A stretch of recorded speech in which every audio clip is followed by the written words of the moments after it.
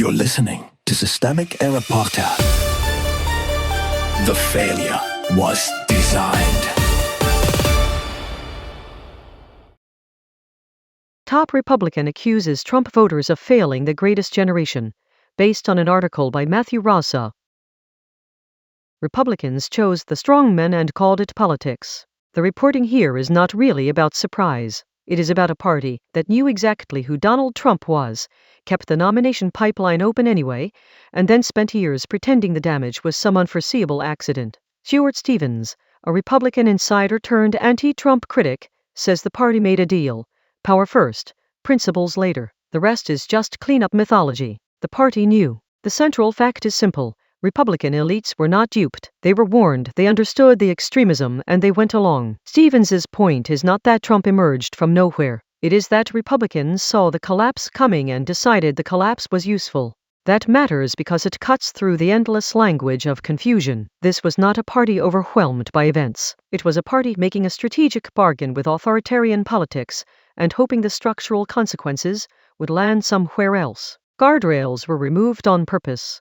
The source tries to trace a path from the 2016 primary to January 6, and the line is not subtle. The party's internal guardrails failed because the people with power stopped using them. Outrage over the Access Hollywood tape was real, Stevens says, but it did not hold. That is the point. Temporary embarrassment is not accountability. The Republican Party had multiple chances to break the spell. It did not. Convention delegates, elected officials, communications shops, donors, strategists, these are not spectators. They are institutional actors. When they choose accommodation over rupture, they are not being passive. They are enabling the outcome. Voters are not a mystery. There is a lot of lazy punditry built around treating Trump voters like a sociological riddle. The source does not really support that indulgence. Stevens says voters were conditioned to ignore scandals, dismiss evidence, and blame messengers. That is not political innocence. That is political habituation.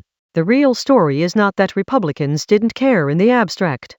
It is that a large part of the party learned that cruelty, lies, and intimidation would not cost them the institutions they wanted to keep. Once that lesson lands, democracy becomes negotiable. The convention test. The most revealing detail in the source is the convention threat, the possibility of riots if Trump were denied the nomination. That is not a side note. It is the clearest sign of how coercion entered the system. If party leaders knew violence was a plausible response and still treated the threat as manageable, they were already governing under intimidation. January 6 did not come from nowhere. It was the endpoint of a party that normalized escalation and then acted shocked when escalation became operational. The wrong lesson. The story also shows how elite commentary can still misdirect responsibility. There is always a temptation to frame Trumpism as a personality problem or a communications failure. It is neither. It is a power problem. The Republican Party tolerated, rewarded, and organized around authoritarian behavior because that was the shortest route to control.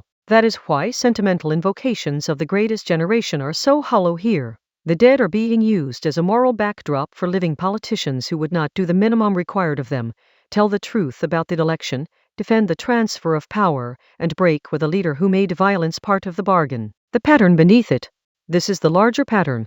When an institution is more committed to holding power than to democratic legitimacy, it will always find language to excuse its own surrender. It will call sabotage strategy, intimidation energy, and cowardice prudence.